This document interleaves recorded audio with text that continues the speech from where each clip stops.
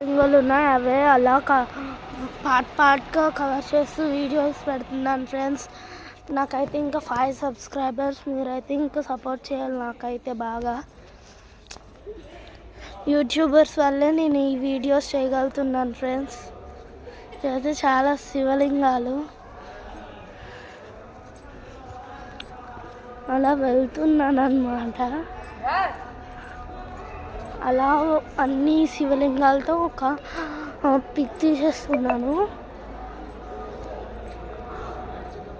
ఇది చదవండి ఫ్రెండ్స్, నేను అది చదివి అంత పెట్టలేకపోతున్నాను. ఇది విఐపి దర్శనంలో బంగారు